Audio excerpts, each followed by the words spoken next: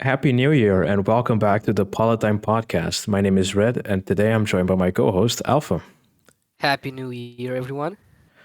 And today it is the 1st of January 2024, the first day of Yes, the you're year. actually kind of right to say. Usually, whenever the year starts, I get like a bit of a mental lag. It takes me until February to realize that we're in a new year, but this time I just wish for 2023 to fucking perish. So, welcome 2024. Yeah, 2023 was a pretty harsh year.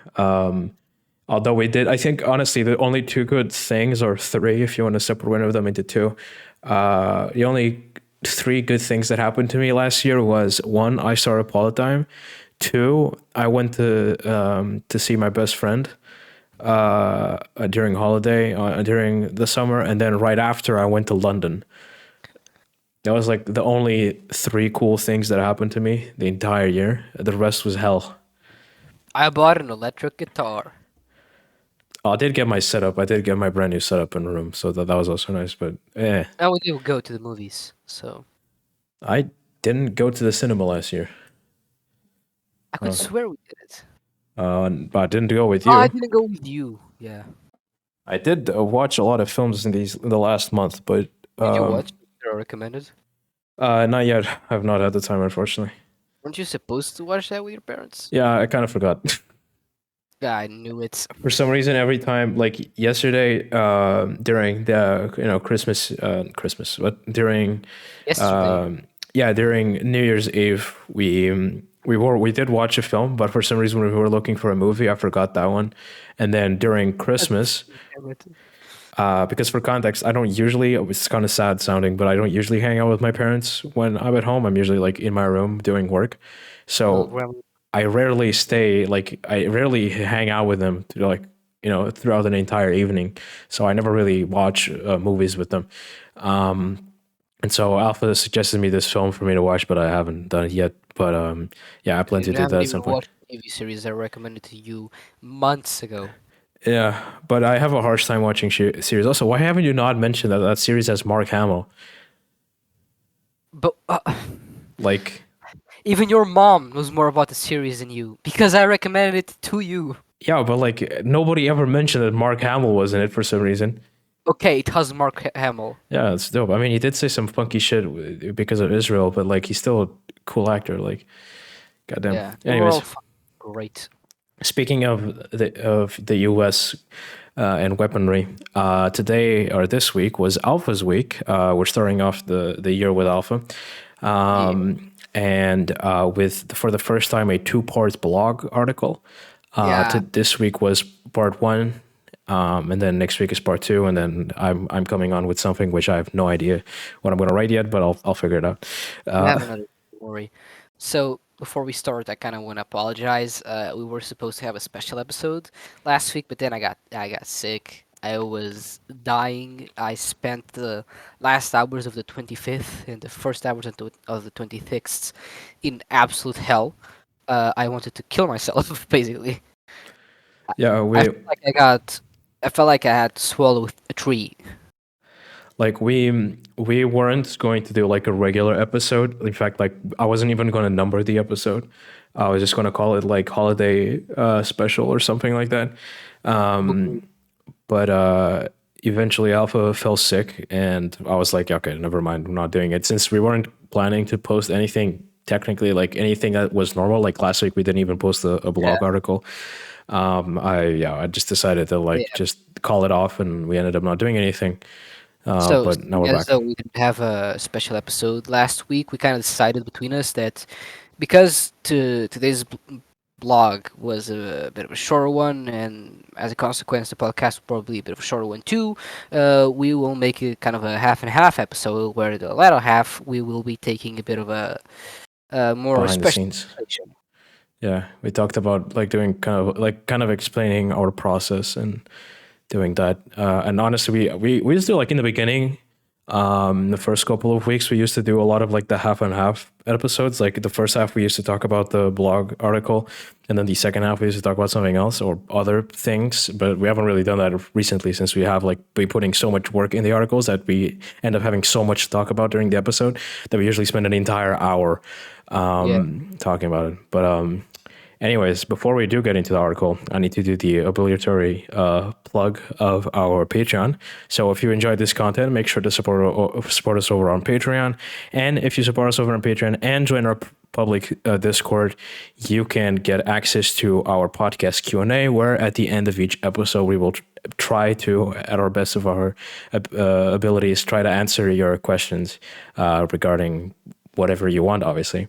And also, don't forget to check out our main channel on YouTube, where we are currently, me, I'm currently reading the Communist Manifesto. In fact, just today I recorded the third episode, so go check that out. And also make sure to follow us on our social media platforms, where we always keep everybody updated with everything, because it seems that most people don't actually care about our community posts on YouTube. So if you want to, keep up to date, make sure to follow us over on Instagram or Threads or whatever you want to do. We're mostly active on Threads and Instagram, so go check us out there. And to be fair, community threads on YouTube are kind of a buggy mess. So Yeah, and like I have posted stuff on there before, but I got zero engagement, so I was like, okay, never mind.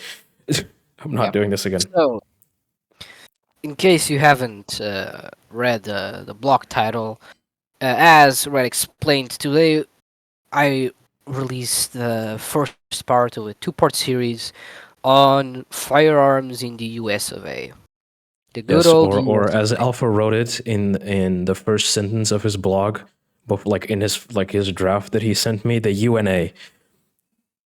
Oh my god, yes I did. I was Holy like, it's like who the fuck is the UNA? oh, that's kind of hilarious. Yeah, I Uh, was all confused there for a second, but hey. yeah.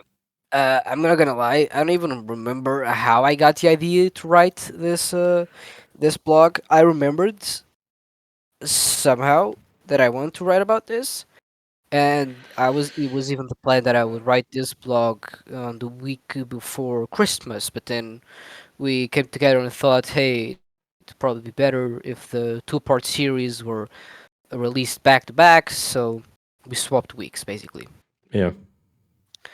I'm not gonna lie, this blog was kind of a bit tricky to research because it's a bit of a sole academic field, and seeing as though I'm a bit of a dumbass, it was kind of hard to try and realize, okay, who is taking this seriously and has sources, and who is talking out of their ass.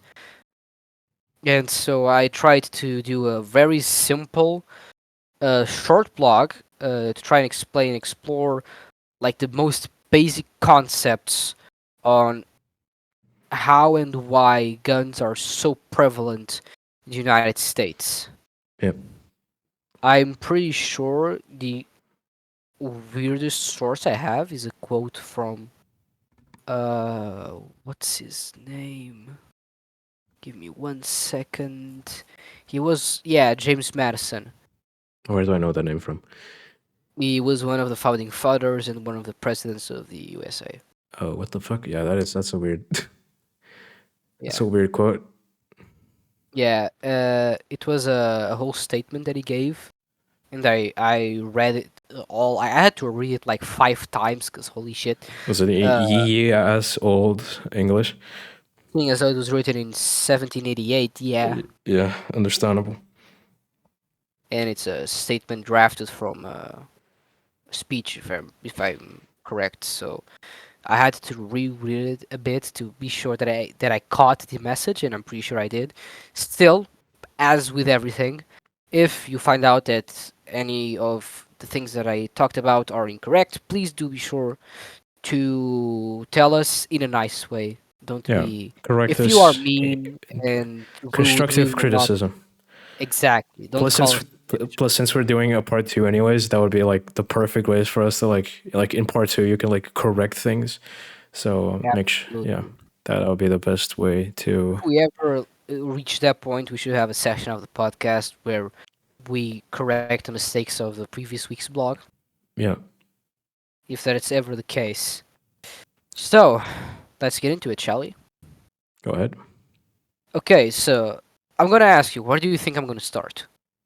I have no clue. I'll be honest, I didn't really read that much of your article. Kind of just It is skimmed fucking through it. great. Okay, so think of the Americas, right? Okay. Okay, who were the big dick countries that colonized the Americas? France, the UK, Spain, and the Netherlands, I think. Yeah, basically. North America, of course, if we talk about South America, even the Portuguese got their hand in it. Yeah.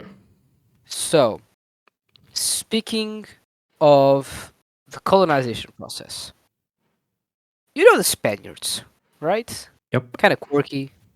Had this whole thing called Inquisition, bit of a weird thing. Yeah. Nobody ever expected it. Yeah, I fucking love that joke. Yeah, same. So, when the Spaniards were Spaniarding and they were colonizing the Americas, one of the laws which they held was that you could not own a gun in the colonies. Now, seeing as though that was occupied territories in which people lived in, a lot of attacks and wars were fought between the colonials and the natives. However, seeing as though they did not have any guns, they didn't really have a means to defend themselves. So the Spaniards, in order to try and keep the colonial settlements uh, war free, basically within this hostile environment, had to dispatch a big, expensive military to basically act as protection. And if you didn't have any protection, you were fucked. You couldn't live, basically. You would get pillaged and ravaged. So, when the British came to the Americas, one of the big differences that they had from the Spaniards was that it wasn't just legal to have a gun in the colonies, you were incentivized to own a gun in the colonies. Because that way, one, you didn't have to waste large amounts of resources into a big army that tries to protect a massive piece of land. And two, your own people could protect their own interests, not only against the natives, but also against the other colonial powers. That's basically what happened. And as a result, the British had more time and money to start working on that fine, fine navy, which they are pretty known for. And the colonial, oh my god, Colonial. words, the colonial people, yeah, Colonial the powers. weirdos, began to use guns more and more as a means to protect their private property, which was a notion that attracted a lot of immigrants. This idea that, okay, this is your private property. You basically have a deal with the British Empire where you make profit and they scratch your back and you scratch theirs, basically. But nevertheless, you are a owner of your own property and you have a gun to match your title as a means to not only defend yourself but your property against any and all who would threaten it. So that is basically where the modern version of Uncle Sam with a Glock saying "Get off my yarn" comes in. If you look nowadays, what are the most uh, important ideals when it comes to gun ownership in the USA? No. Protecting yourself from imaginary threats. Yeah, this idea of defense, not only of the self but also of your private well, property. And there's also Shit.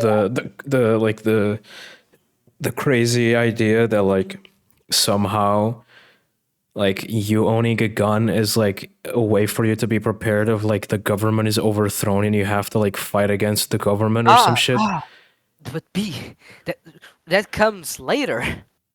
Yeah, it's like oh boy. That comes later. Don't worry. I'll have a whole section of the blog about that. Don't All worry. right, I have a great joke for that, so I'm glad. Good. So once again, okay. So like colonies being like, get off my lawn, and giving a thumbs up to the British Empire, but soon after they started giving them the thumbs down, and this little boogaloo called the American Revolution occurred. Um, Now, as the American Revolution happened, the if you had a gun, you could defend yourself, and you could defend yourself and your property against the evil Brits.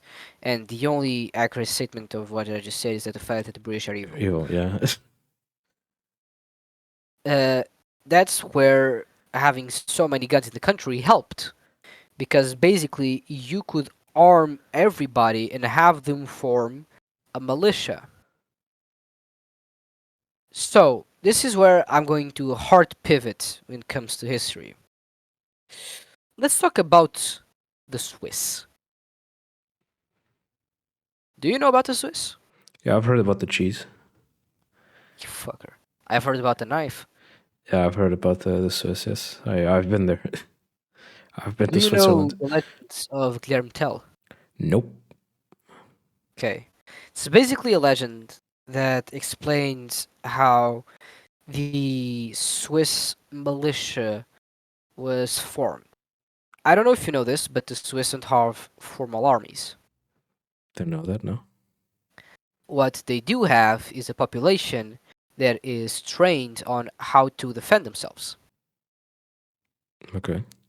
It's this idea that if you have a population that can defend themselves and defend their own interests, and you don't have a king, you have a government, that is the best way to uphold peace. Because if the population is in disagreement with the ruler, they can easily overthrow them because there are no militaries. Okay. Basically, it's within their culture to train and practice, and it's basically a sport to be able to defend not only oneself but also their country, basically. That's why the Swedish also have so many guns, and I will explore the Swedish argument in the next blog. It's a big part of it.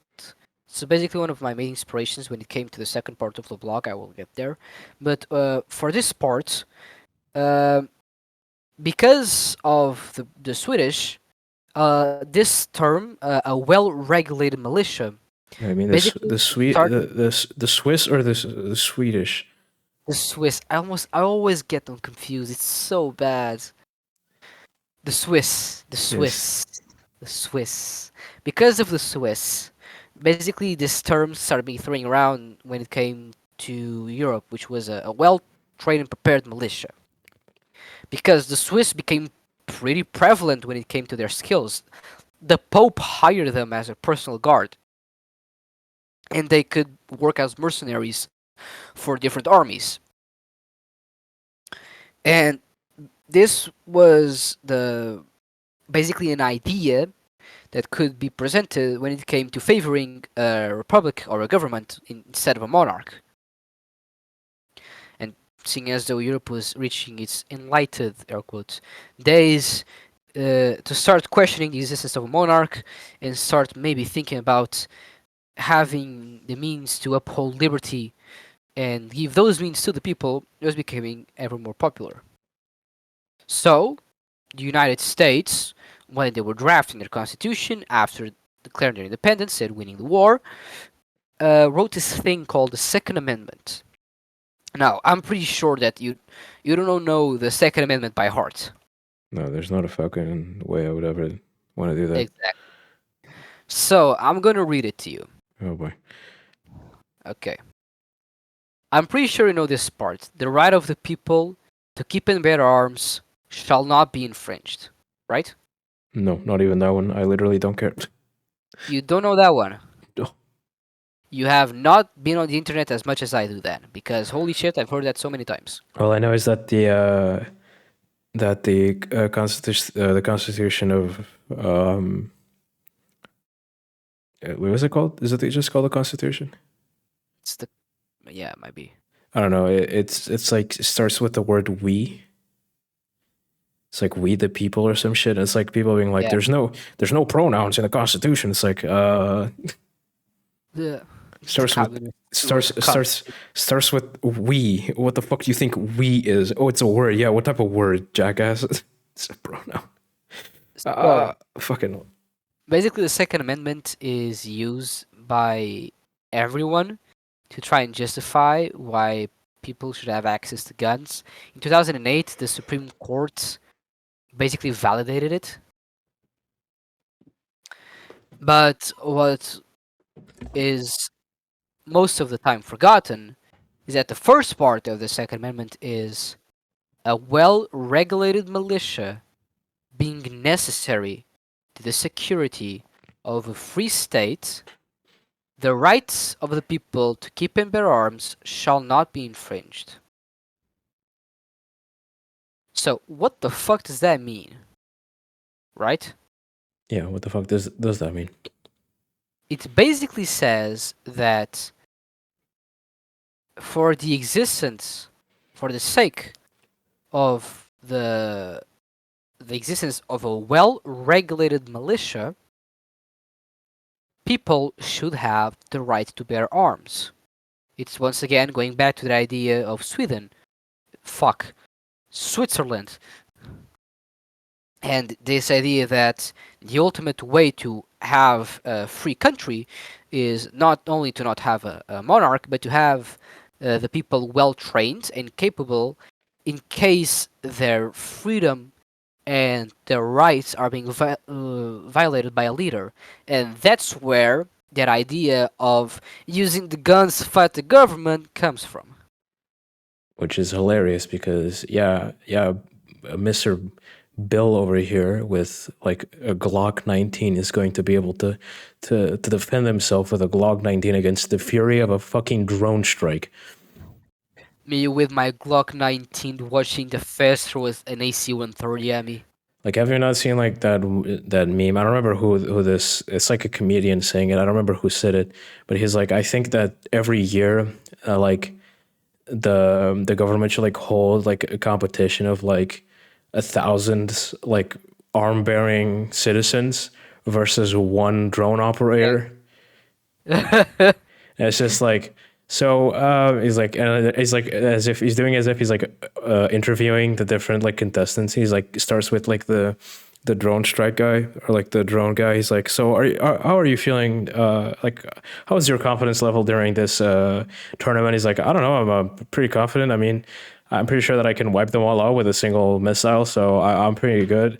And it's like, oh wait, okay, so the tournament is starting. All right, 3, 2, 1, and they're all dead. Okay, see you all next year. It's like, yeah, no, So it's like no shit. Like, that's precisely why this doesn't work, because for this to work, there can't be a military.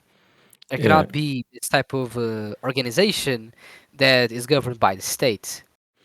it's like it's not going to be like. I think Americans just have like this wet dream that one day they're like going to face their military forces, and they're like somehow going to win if they just have enough guns. Not even that. So, like, you know that one guy in tech gear with the AR-15 and the glasses and the protective headphones for his ears and stuff. Yeah. That guy's wet dream is probably to just be able to 1v1 an armed invasion. Yeah, like I don't know why, but like I think this is like I think most of them just have like this tremendous wet dream of just wanting to kill people. That's the best way I can put it. Like all they can think of is like I don't even think it's to kill people. It's to be the hero. It's to defend the country. It's to I don't defend know. I the think most God. of them generally just are like, I want to be able to I finally mean, use yeah, my gun and just unload a whole magazine onto a bunch of civilians. Like, I mean, you see this like every time there's like any type of like you saw that like during like the BLM Yeah, like protests. the protests where you saw that there was like clearly a bunch of people that like literally like went on the streets to like stop the BLM protesters because they literally were just like they were aching, they were like frothing at the mouth because they wanted so much to just get their guns and just start shooting primarily black people, because that's like a bonus. Like they want to shoot people, and because they're racist fucks, they also, it's like them also being people of color is like an extra, like it's like it just gives them extra just pleasure. Yeah. And it was very clear that there's a bunch of people that were like, again, doing that whole militia thing, like protecting the government or the people from people who want rights for people of color, which is like the worst for them, and like the scariest thing on earth. They were like, yeah, we're going to take it to the streets and just like start killing people. I mean, you had like Kyle Rittenhouse, right? Like that guy, Yeah, the fucker. he got away with it too, which is fucking insane. But anyways, I'm gonna thank you so much because it basically just gave me a segue to three different aspects of my blog. go ahead. So, in the beginning of the American, well, thingamajig, which became the United States of America, the People's Militia idea actually worked. You didn't need to have military, and so the people could enforce their idea of freedom. What the fuck happened then? Well, this little thing called expansion towards the West, and the belief that it was their right by God to take the virgin land of the West. Whenever you need to make such an endeavor, you cannot do it with a group of armed civilians. You need a military that is organized and that is trained. So, of course, this idea of the People's Militia became outdated, and it was only a part of the American dream, and the military was formed. Nevertheless, people still went and tried to establish not only land but profitable businesses on this whole side of the continent, which to them was explored but was habited by natives. And as such, the idea of the Wild West began to be born in the collective minds and folklore of the American population. Now, when you think of Wild West, what do you picture in your mind's eye? I don't know, like desert and cowboys and a bunch of Exactly. indigenous people What being murdered. cowboys have. Guns, Exactly. good old This revolver. idea that the gun was just the most important tool that you could have to survive the Wild West just became so ingrained in the public's consciousness that to be able to shoot skillfully and have good survival instincts and skills was basically a rite of passage for a lot of the people in the West. Not only that, but as the United States began to establish themselves and new businesses started to bloom and develop, this little thing called the slave trade became extremely important in the more southern states. And I don't know if you know this, but whenever you have slaves, something really good to have at your side is not only a whip but also a gun. Yeah, Yeah, gotta make sure that you protect your property. that's basically it. You gotta defend your property in case it tries to run away. It's basically their mentality is like, yeah, like, oh, we literally kidnapped you, but like now you running away is like a problem. Like you can't do that. Yeah. Like, and, So and why would you want to run away? Which is like something that, yeah, uh, the uh, idea it was a disease. Yeah, I talked about that. It's fucking disgusting. like, no, it's not just that. It's like there's people genuinely who like even in the modern day think that Yeah, like slaves were better off being slaves than like running away, and they literally cannot fathom the concept that like that like slaves would run away because they weren't happy because like, oh, you had everything, like you had a purpose, you had a job, like you were gaining like helpful skills for like It's a capitalist way to think about it. it's like, what in the fuck are you talking about? Like, homie, like people, they were kidnapped, like they wanted freedom, they wanted to live, Bitch, like, I'd rather die free and homeless than with a roof over my head and as a slave. man, I was like, what the fuck are you talking about? Like you And that's clearly not even a condition, but let's not get into that. yeah. So, okay, that's basically it. To the west, you have the cowboys in the Wild West, and to the south, you have the slave trade. And so, as well, crime happened, this idea that the people should also help enforce the law with bounties became so ingrained in the collective consciousness and the collective folklore of the United States that years after, whenever these type of frontier exploring and slave owning uh, stopped. Jesus Christ, the media caught up to these mystical ideas of this fairyland past, of the cowboy who found a group of bandits that shot them all down with his lucky six shooter. And more movies started to be made, and more books were written covering these mythical characters fighting for law and justice in the wild frontier against the savages and the bandit. Yeah, which is, comedic when One, they were because they literally were, just a bunch of dumbasses yeah, shooting each other over nothing and once in a while banding together to kill indigenous Americans. yeah, That's all they did.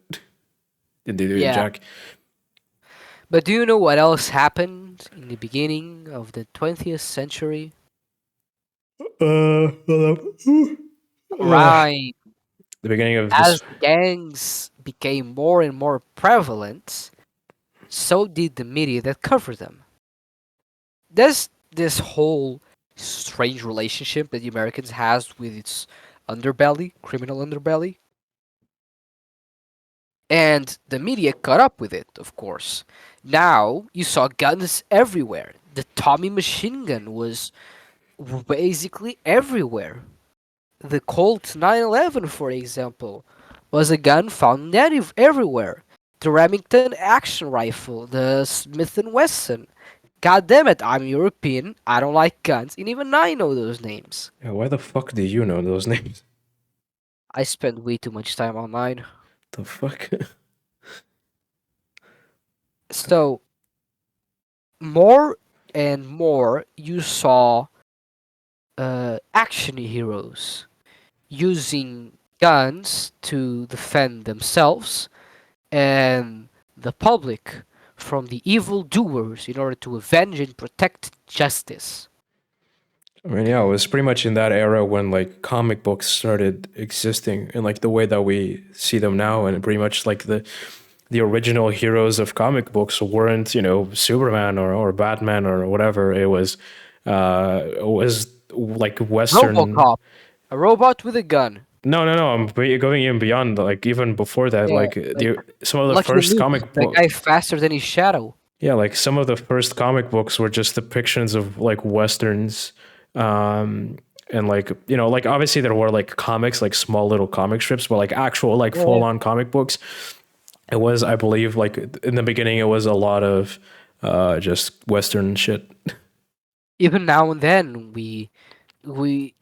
have a plethora of glorified mass shootings presented to us as cowboy films, Yeah. which glorify this type of life.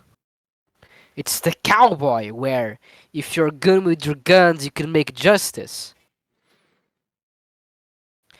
And, well, it's easy to see as how, with 200 years of history and this type of ideals being so ingrained in your society, you will also become adept to your guns. And as such, more and more guns started to appear. Even more when the after World War II, this idea of capitalism and private ownership became even more important to the American dream in contrast with communism from USSR. Yeah. And as we explained earlier, this idea of private ownership is so tied up to the notion of having a gun that the number of guns existing in the USA and the number of people that own guns just soared. I believe it's what 1.2 guns per capita or some shit like that. Like, Yeah, it's 120 guns per 100 people. yeah, it's like there's And not only that, 46% of the population owns a gun. yeah, So, there's like 40, there's like 400 million guns in the U.S. or some shit like that. It's like an yes. like it's an And most of them are abomination. owned by people that not only have one gun, they They have have two guns. multiple. Yeah, they have multiple guns. Like most people in the Yeah. U.S. have multiple guns. Like they don't just have one. They have more than one, which is like why? Like, are you going to Yeah. dual wield them? What the fuck are you doing?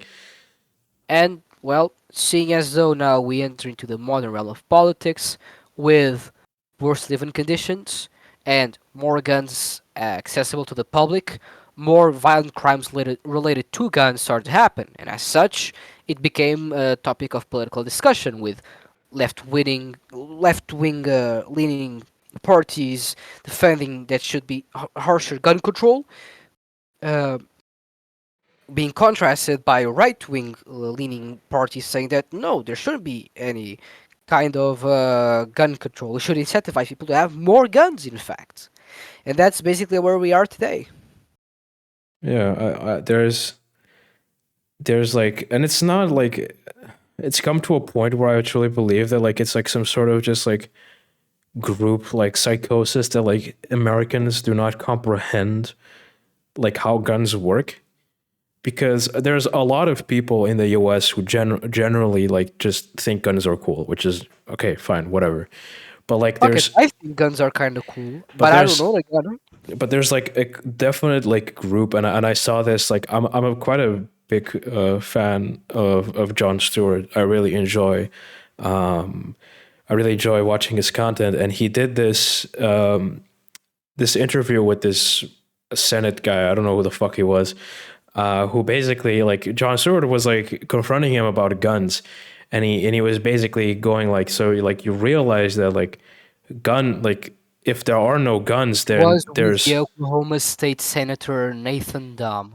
yeah. So I mean, they're like he's saying a bunch of shit, and the guy is just like completely oblivious to the idea that like guns could be a problem. Like I think this was related to like um queer representation like near kids. I think it was It's stressing your kids. which like Jon Stewart has done. Like back in the day, he did definitely say some edgy shit, but he is definitely like he's like literally like he made like an entire episode of his show like calling back to like what the type of shit he said, and like basically apologizing for it and then like making up for it, which is really good to Yeah. see. The best type of apology you can do. And he like went on talking to that guy, and he was basically saying like you realize that like guns are the biggest threats for children, like to children. The guy's like, no, that's not a problem. It's like that's no, it's just no, like no. He was like just stuck in this loop of like no, that's impossible. Like that could never be. It's like, what do you mean? Like we have the statistics. Like this is this is a fact. Like this is you can't just say no to this. And he's like, no, it's fuck. Like no, like guns aren't a problem. Like guns don't kill people. People kill people, and to stop people from killing other people, you need more guns. And then the guns, it's like this infinite loop of like. Yeah, I need a gun to defend the guy with a gun. And what Like if you both will have guns? No. it's like no, like no. But then if we both have guns, I need another gun, because like then if I have two guns, I can defend the guy myself against the guy I with one can gun. It's dual like wield them. But oh shit, I can have guns for my feet. I can have it's feet guns. it's like I don't like it's. First of all, like I think I don't know. Do you have much more to say regarding the Is the article? end. All right, so like I think I don't know if we have made this clear in past episodes, but like first of all, I personally think that like the whole concept of like being a person being armed is like dumb, because again, it's like what we just said, if nobody has guns, if guns like tomorrow, if guns suddenly all vanished from the planet, we would all be fine. Like no, there would be no problems. Like what like Hey, gun I crime I want to contest you a bit like on gun this. crime would disappear because there's no guns, Yes, so I would there's no agree. way to do gun crime. If you have to stop, like, if I mean there are other, like, I guess, like, I'm not going to count a taser as a gun, but like police can like still apprehend a criminal without a gun. Yeah. Like there's So, if you give me a second, did you know here in Portugal, if you are 14 and up, you are legally allowed to have a bow and arrow or a crossbow. all right, You need to have a certificate and you need to subscribe to a certain club. all right, You have to be a member of a club, and that certificate needs to be signed by your parental figures, advisors, guardians, etc. all right, I have a crossbow and at least 3 bows. I currently do not shoot with them because it's expensive as fuck. And like me, there are many people that recreate archery, which in itself, a bow and arrow is not only a tool, it's a weapon. It can yep. seriously hurt or kill someone. And nevertheless, we don't see crimes related to bows and arrows and crossbows in Portugal, correct? Yeah, I would think so. Yeah, because I don't know about you, but I never saw anyone defending that we should have bows and arrows and crossbows to defend our constitutional right to be free citizens, and if they came to try and take our bows and arrows, we should shoot them with them. Yeah, of course not, because like a bow is not seen as an actual weapon in like the mind of the regular person. It's just Yeah, seen as like this. it's a tool. It's like a knife. It's like having It's like a vanity item to most. Like it's like, oh, this cool. It's this cool thing that I it's a own, sport. It's quite literally a sport. and there's it's only that. And I think that's like, and I don't think there's an issue with like owning like a And then for a sport. no. I don't think, first of all, I don't think guns should exist, but that's like a whole different problem. That is a whole other thing. Guns have existed for hundreds of Like years. there's we've come past the, like we've gone past the point in our in the Going time on. of our species that I don't think we really need weapons to defend against other humans, but whatever. That's not the point of the conversation. But I think there's, like, for example, like a bow, like, oh yeah, like you need to be like super well trained to be able to like do serious damage with a bow. And yes, you could definitely like by mistake hurt yourself with a bow, but like it's not the same thing of I like, have shot myself in the foot with a bow. yeah, but It's like not nobody's gonna fun. take a quiver and a bow and like do a school shooting. It's like, I don't. So in that sense, like it's like, yeah, all right. Like you need, first of all, to even own it and like be able to use it, you have to have all these different things, and Yeah. it's not a firearm. That's the clear like this. That's the most important thing, is that it's not a firearm. I think But you that, can have firearms in Portugal too. yeah, I mean for hunting, but even then, It's it's not like, for snake barrel. Like, would you care if the rifle that you were shot with was supposed to be for hunting? no, We no, were shot. that's what I was about to say. I don't give a fuck. Like I don't even like. I think that we've come past a point where like, why the fuck are you hunting? Like we mastered farming like thousands of years ago. Like that's the thing we did. Like you know that, right? Like we that's the reason why we're like deemed civilized, like toward, in comparison to other animals, is because we started farming instead of being I'm gonna hunters be and honest. gatherers. I, Like ra- why are you doing that shit? Like why? I don't think I don't like hunting. I would never hunt for sport. I found that monstrous. Yeah. But I would much rather, if I would much rather fish and hunt my own food than buy food that I know that came from a factory or a industrial line where I know that the animals were mistreated and treated like trash. I mean, you say that, but like, what you saying that? What value does that bring? Like, I don't know. I'm not trying to be a dick, but like, it's like, yeah, sure, but like, you won't actually ever do that. I mean, I could if I knew how to fish and hunt, Yeah, but and like, that was an why option. I would would you? definitely do that. Like, let's be real. Most of us are way too, like, we're extremely lazy.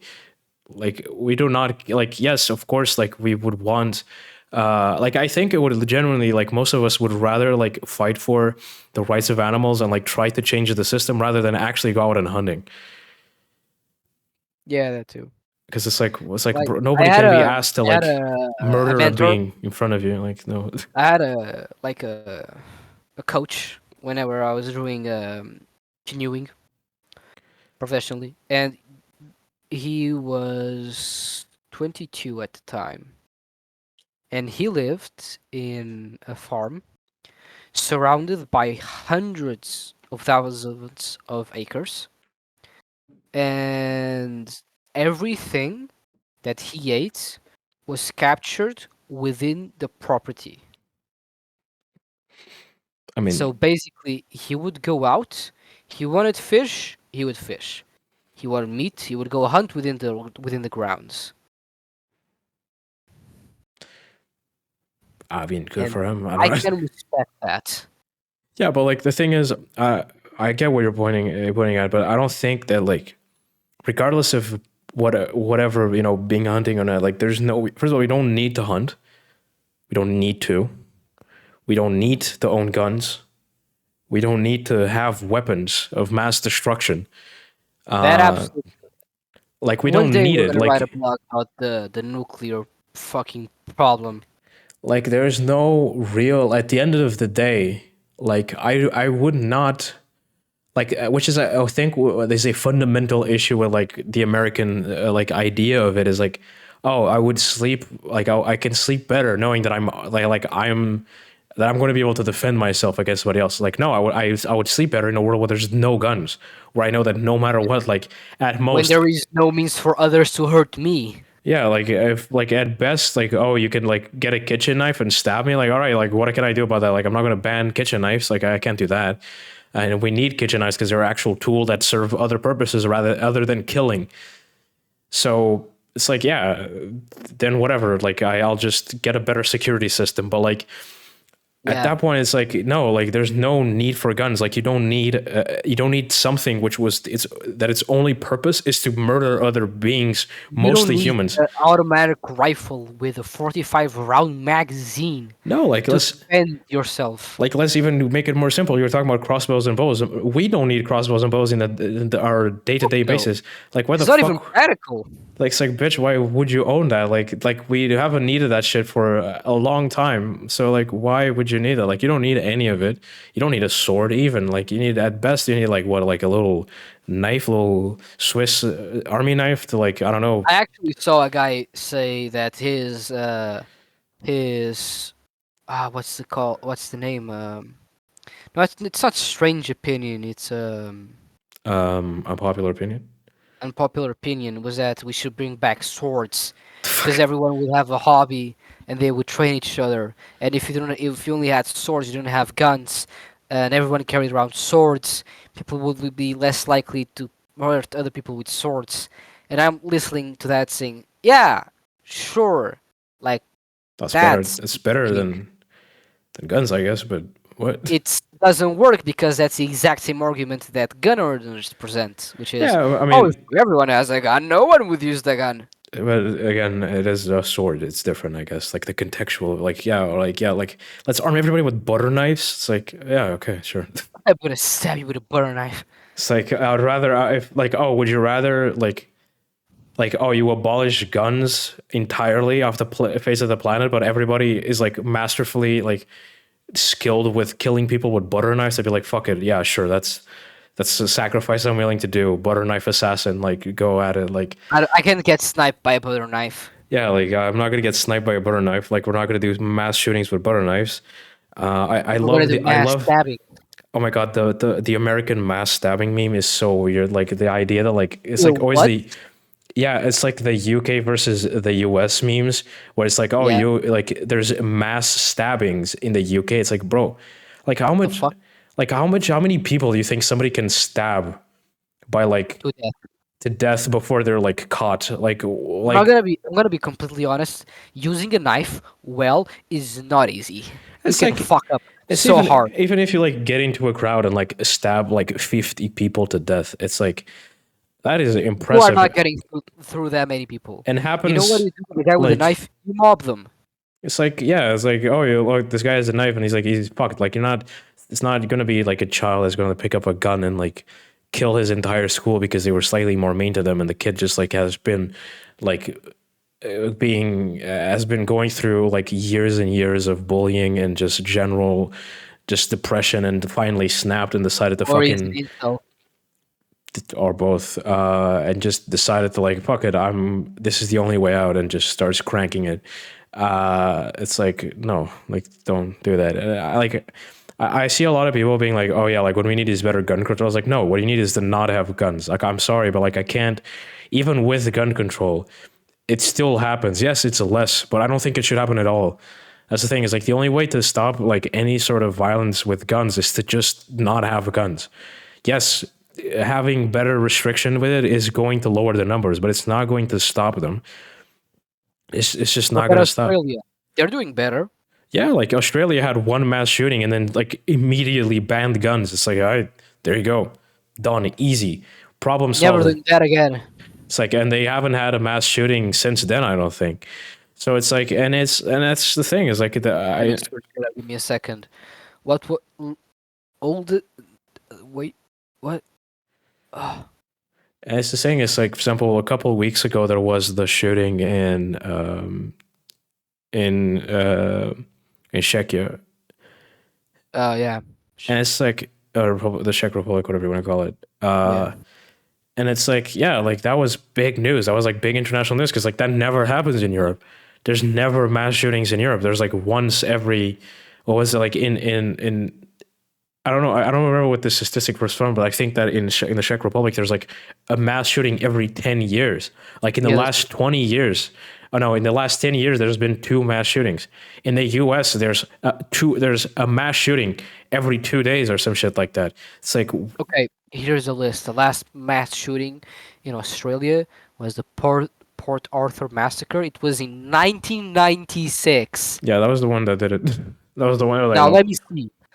What was the last USA mass shooting? probably Oh, yesterday. it was 2024. What the fuck? It was already today. Wonderful. There was one today, Los Angeles. 2 victims were killed, 3 were injured. Amazing. That's wonderful. Yeah, that's truly the country, Okay, let's see the what land of the was free. the one before that. Yes. Last USA mass shooting, 2023. Okay, a list of mass shootings in the USA. Holy fuck. Um, definition. Okay, December 31st. There was one. 31. There was, yeah, 30. There was this one on 29th, 24th, 3 and 24th, 22, 21, 20, 17, 17, 16, 15, 15 again, 14, 12, 11, 10, 9, 8, 6, 6, 6, 5, 4, 3, 3, 2, 2, 2, 2, and one of December's all had mass shootings.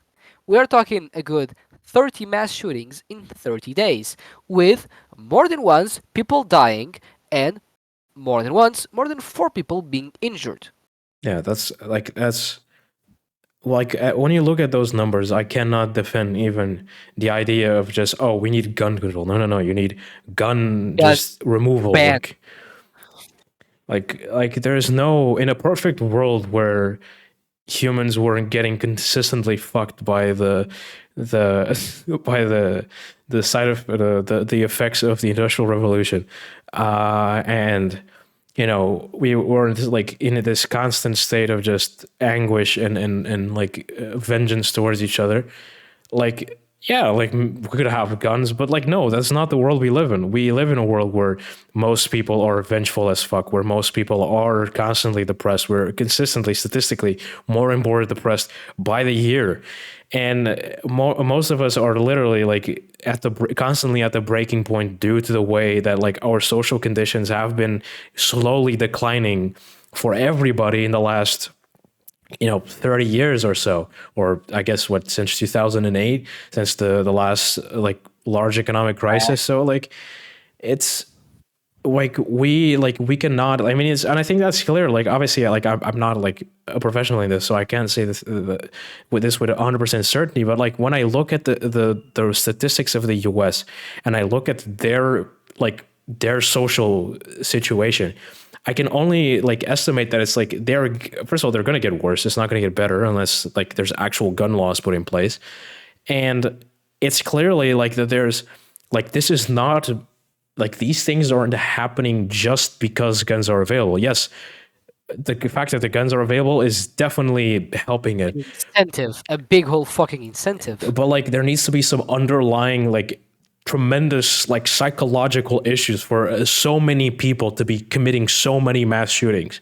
Like Yeah, that's that's not basically normal. what I wanted to explore in this episode. What are the ideas that are withheld within this consciousness, collective consciousness, that lead to these shootings? Because this shit ain't normal. It's like there's clearly like some sort of like I mean there's clearly like some sort of like large mental health epidemic that's like going on to like so many people to be driven to the point where they're capable of doing such horrible things.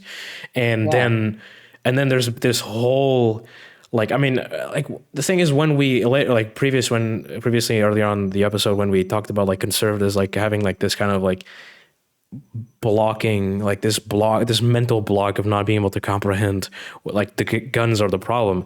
First of all, they can, most of them do realize this, because first of all They they just are, don't care because they're, lobbying. yeah, because they're being lobbied by fucking the gun manufacturers. They're being paid to fucking, you know, get like no gun control, so that like arms dealers and whatever the fuck is going on over there, like that they can make as much money out of producing weapons as possible. Why do you think that like the US has such an interest in the conflict in Ukraine and in Israel? It's because they love like selling arms.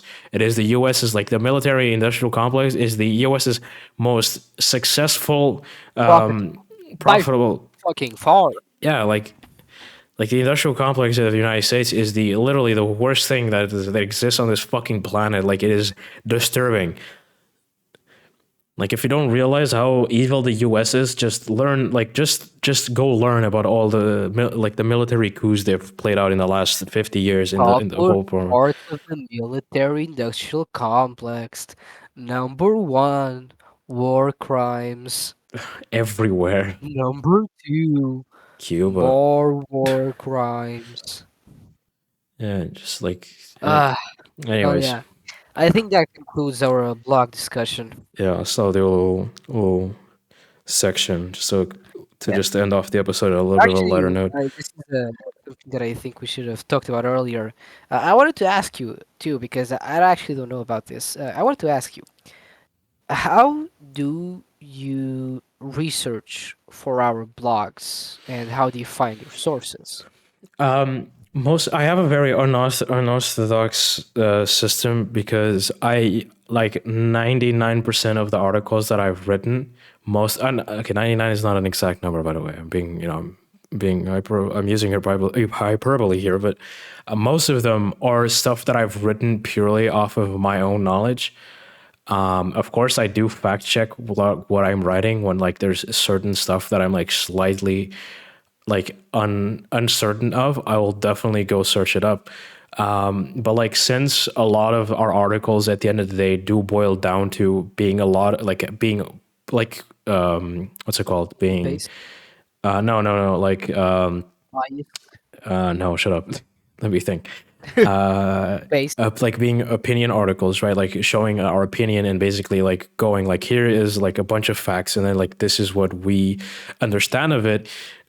And yes, our articles are biased. We're not journalists. Like, yes, we have like an agenda. Yes, we have like a whole like we have a message that You we're are not trying to. into propaganda. Yeah, like we yes, we are propagandists. Like that's not a lie. Like that's not like, we're not trying to hide it or anything.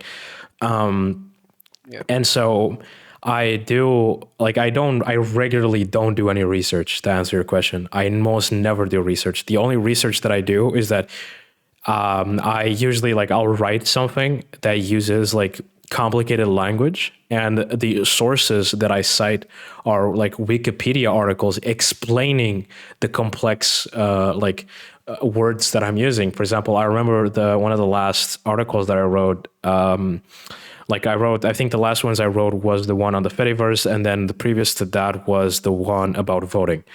And on the voting one, I talked about like a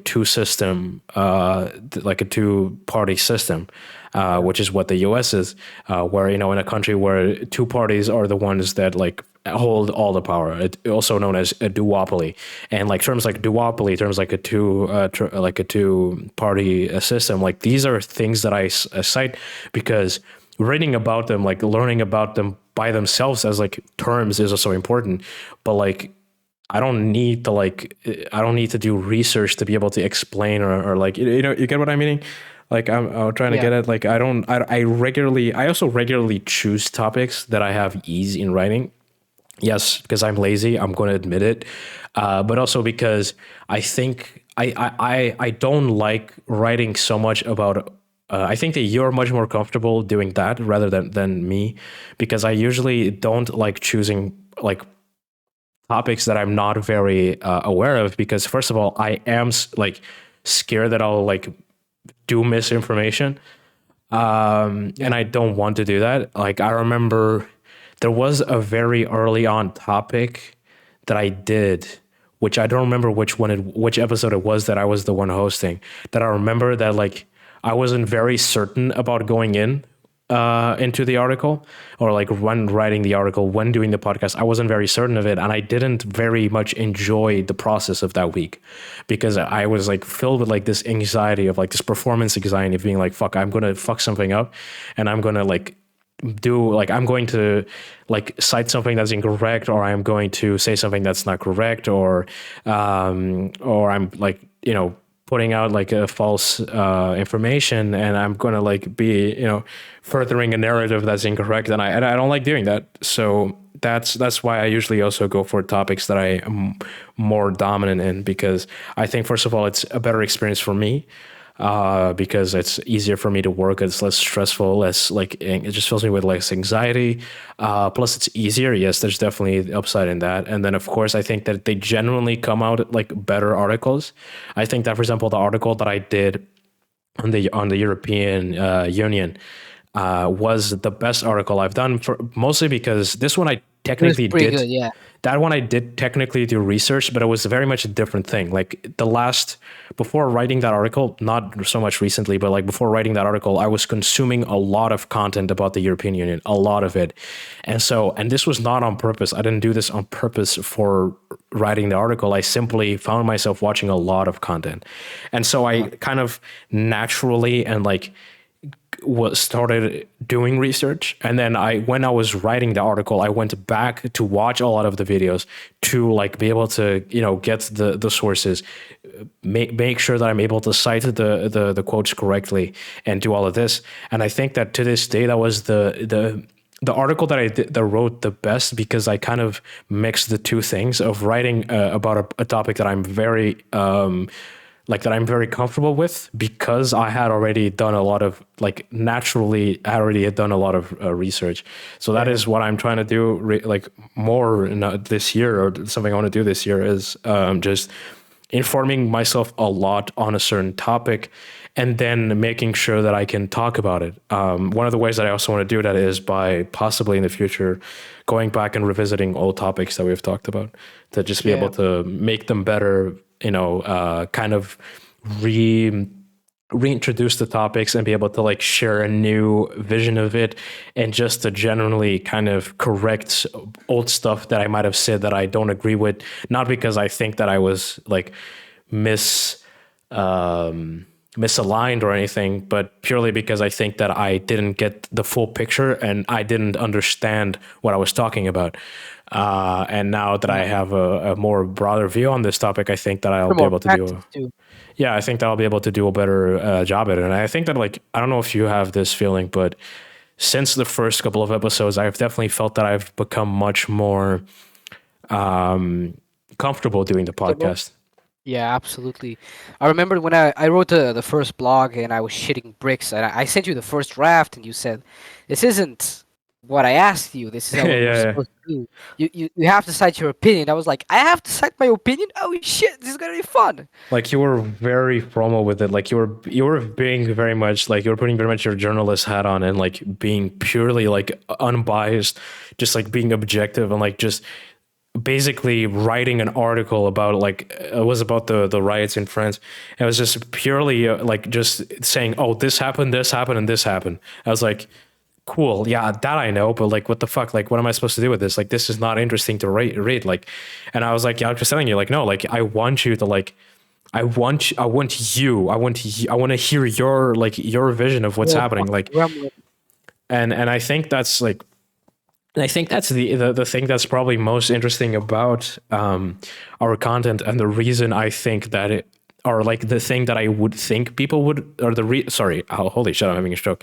The reason I think people would want to watch our content is because, like, I don't know if you do this, but like sometimes I'll hear about something or like hear about a certain topic, and my first instinct is to go, all right, I'm going to do research about this, or I'm going to Yeah, just search up absolutely. like a couple of days ago, I watched this film, right? And Yeah, a YouTuber that I like had talked about that film, but I hadn't seen the video yet. And I thought about like, all right, I'll watch the video, and I'm very curious to hear his opinion. And then I went yeah, to see him talk about it. And I think that's the reason somebody would find our article, like our blog or even our podcast, interesting. And I think that's the reason why your first article was so successful at the time, because it was, first of all, it was very fresh news. It was something that was very new in the world. And when you would search up, Paris riots or whatever, you would come up with this like kind of opinion article, kind of being like, all right, here's what's happening. And like there's some underlying concepts behind it. And I think that's probably why people were interested in it. Because first of all, I think that people, when they read like articles from like large news sites, they're very, I think they're very tone deaf in some senses. yeah. They're very hygienic, Yeah, if they're you like can. They're they're clean. very, yeah, they lack personality, and I think that most people don't want to read that. And I Yeah, I think that remember there was a time where I read a chronicle by a journalist and comedian, Portuguese comedian, Pedro Santos. You know the guy. by name now. Yeah, he's really famous, and he wrote a chronicle, basically an opinion piece, on parents that basically forget how to be parents and just spend all their times on social media, basically advertising their children. Yeah. And what I distinctly remember was how much swearing there was in that chronicle. The amount of times they told those parents to go fuck themselves was biblical. And I was just like, you can say this in a newspaper? Oh my god, I'm intrigued. Yeah. I So think yeah, uh, I sorry, I interrupted you. like I don't know about you, but like choosing topics is not always easy. Oh fuck no. Like I always tend to like, I think that realistically one day when we have a larger team, that is definitely something that I think we should do, which is, yes, get somebody on the team, or whoever or whatever our method is, but try to focus more on like trending topics. I think that that would be something that would, yes, be beneficiary for our growth. And I think we have definitely done that once in a while. Like you tackled the France riots. I talked like right as they were happening. I talked about the SAG-AFTRA and the Writers Guild strikes. You then The did the, Palestine War too. yeah. You talked about the Palestine war. Like we have once in a while like seen like, oh, there's like this big thing that's going on that like like puts like makes us angry, something that motivates us to talk about it, like something that we want to talk about. And like with you, it's always, yes, it's always death and shit, because you're like I don't know, just really Highly morbid. depressed. And like with me, it was like I love acting. Like I almost went to acting school. Like I did theater for many years. Like I love films. I love cinematography. I own a production company. Like I, like like I am into this shit. So I very much care about the entertainment industry. And so it was very much like that was one of like those no brainer type of topics. I was like, I need to talk about this. And I have Yeah. in many articles since then like cited like the article or used that article as like an example of like for different stuff. For example, when it was like the AI stuff, because I think that is like it's like a good example of just issues regarding like workers' rights. In fact, I think it was it? Yeah, I think it was because of the beginning of the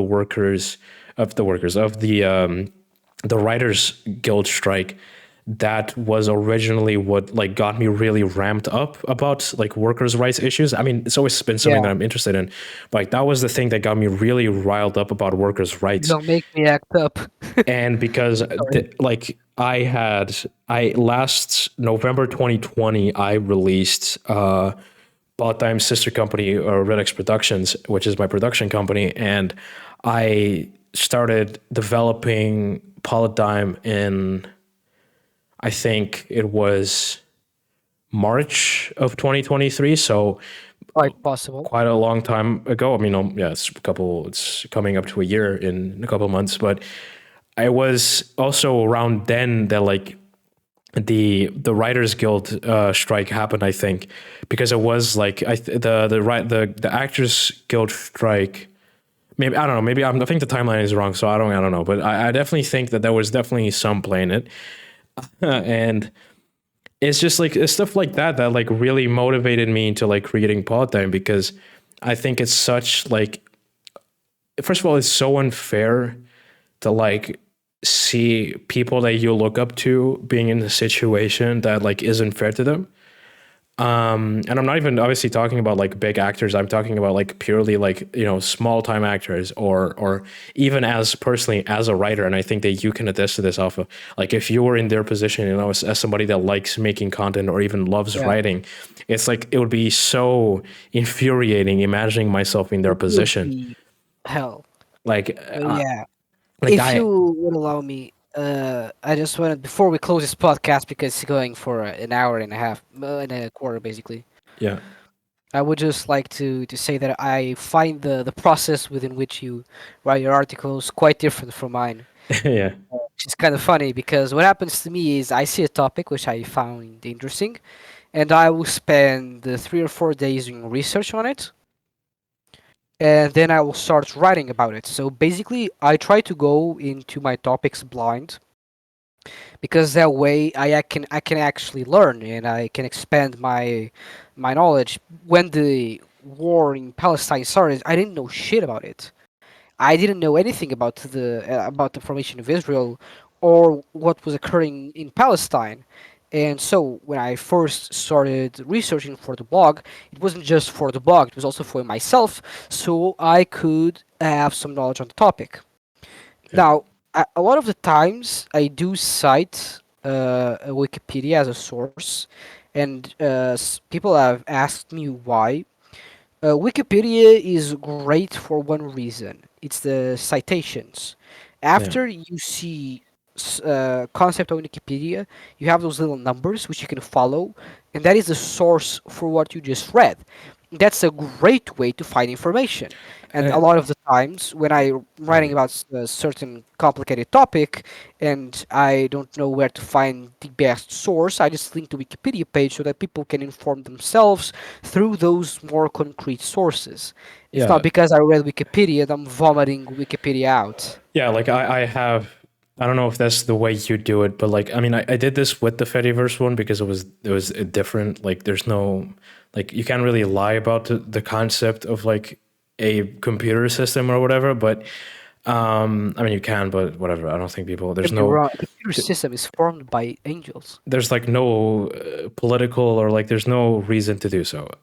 But regardless, like I did find myself like I did read the Wikipedia article, for example, on the Fediverse. It's like super short, and it pretty much like I didn't get anything from it because everything I read on there I had already like found out about my previous research. I just kind of cited the Wikipedia article. First of all, just like you said, there was a lot of like, I mean, in within the source there was other sources, And then there was just the fact that it just kind of like summarized like the concept easily for like people of like if people did not want to read the entire article, they could literally just read the Wikipedia article and they would Yeah. have known like a bit of it, and that would have like given them more context. So I think yeah, like I get what you mean. Like I think that a lot of times I use sources in the same way of like, yeah, I didn't read the fucking source. Like I didn't read this. I didn't get my information from this source. It's just that I found that this source gives you a comprehensive like concept of this, Breakdown.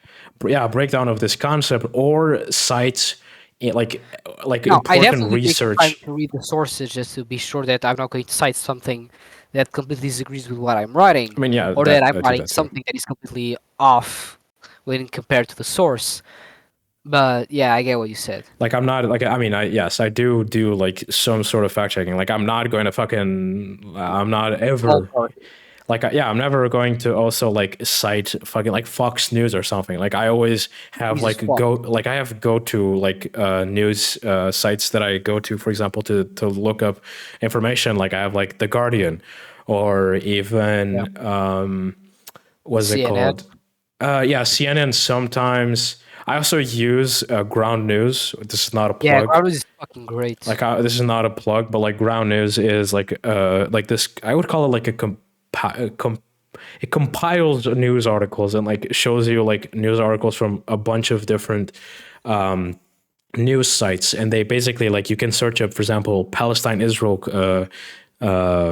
war, and they'll show you a bunch of different articles that were or like one topic, like example, oh, this thing happened in Israel, and then they'll show you all the different articles that talk about that one occurrence, and in that way you can get kind of an idea of like of what's it called, like of the idea or the information that each side of like the Yeah, political you get the whole spectrum spectrum. is like trying to say. And I have used the ground news many times to like check, for example, if like a news article is like what their biases is, for example. Yeah, And that automatically, like I have like an extension on my PC, like anytime I enter a news site, they'll immediately inform me of like the news site is like leaning center, leaning right, leaning left. And I get an idea of like, oh, this is worth my time, or I'm going to read something that's like psychotic and like yeah, is going to make me want to kill somebody. And I have like when I say that I don't read articles, I'm like I'm not reading the articles to make the blog. the blog. I'm reading the articles to basically just like make sure that the blog has substantial like groundings to like which is weird. Like I don't do research. I just do fact checking at the end of my articles. Does that make any sense? Like I don't Yeah, I do exactly the opposite. I do research first. like first I write and then I'm like, all right, let's make sure that everything is correct. Like let's like go out there and like I'll be like I'll have no sources at the end of writing an article, and then I'll basically like go through the article and go like, all right, here's like something that I probably should cite Wikipedia, or something where or like or something where I could perfect like an example, or like a quotes that I make of like some sort of news article that I heard about previously, and I'm like, all right, let's go try to find that news article and make sure that this is truly what was said. If it isn't, I'll correct it, etc., etc. And I have done, by doing that, I have once in a while been like, oh shit, wait, I was wrong, and then I have to like rewrite a bit. But yeah, I do tend to do the exact opposite process that you do, I guess. Which is kind of funny because it also yields different results. It's something that I found extremely interesting in the well engaging within our whole process and Politdigm itself. It's the duality when it comes to everything that we do because it's not a one man act. Yeah.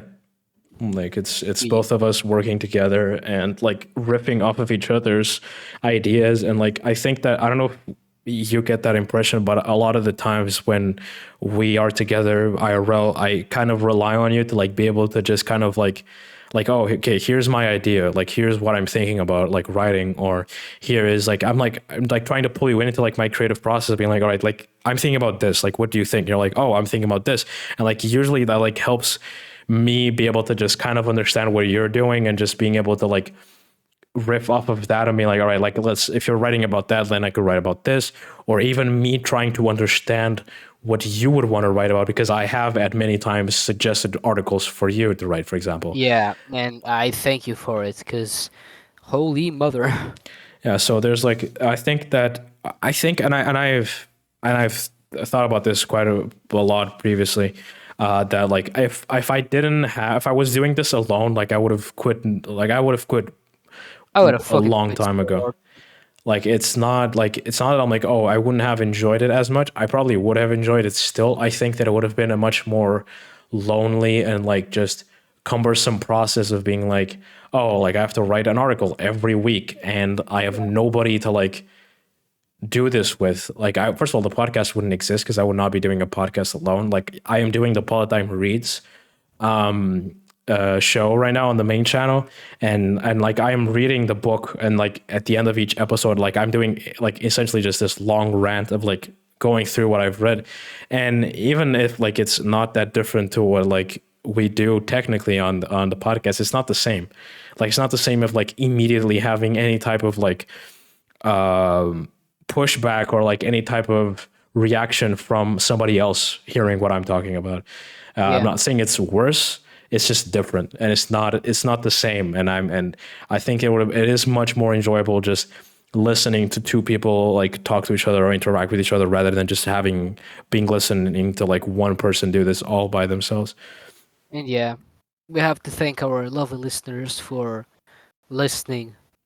Guess, Yes. yeah, and for reading, and especially for our Patreon supporter Yes. who has stuck with us. And in case they are listening, which knowing them, they probably are not. Thank you. Yeah, and I do have to say, like, I don't care too much about numbers. I do track the Politdigm numbers, and it's not out of like, oh, like I need to get 30 views every episode, or I'm going to kill myself. No, it's more out of like a understanding, like what are we doing right? What are we doing wrong? Like, is this an article, or like is this something that we like? This is a topic that we should talk more about, or a topic that people enjoy? Just trying to gauge like the the audience. That's kind of what I do by Yeah, looking at the numbers. And I do have to say that like there was a projection for us to hit 310 views at the end of the year nice. on YouTube. We did not. We reached 291, I think, which is 20 less. Still good. Taking into account that a couple of months ago we were at 0, that's really great. Yeah, But I have noticed that like we have like I usually pay a lot of attention to the YouTube statistics, and I rarely don't look at the streaming statistics. And holy shit, like we've been popping off over on Spotify.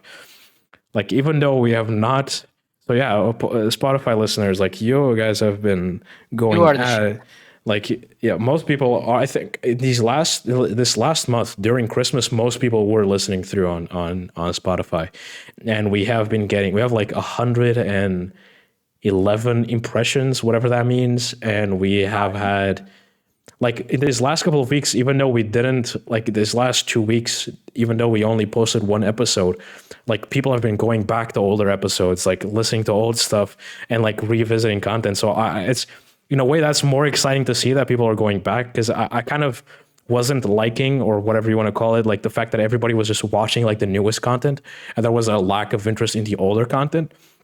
And I also like that people are going back into the older content, because just because we post new stuff every week, that doesn't mean that you have to just only like consume the newest content, because we're not doing like, this is not like like this is not like the Politdigm Reads show where you probably should watch each episode to understand what the fuck is going on. Like you don't need to watch, like you can watch the Politdigm podcast in the complete opposite order of which the episodes came out of, and you'll still understand the plot of the show, right? Like there's no reason for you to do everything in You order. gotta go to more. And the idea that like people are actually going back and like looking at episodes specifically for the content that we made them for is really exciting. That means that we actually did a good job in like presenting information in like each episode, and people are like, oh, they talked cable just fell on the ground. Sorry. Jesus Christ.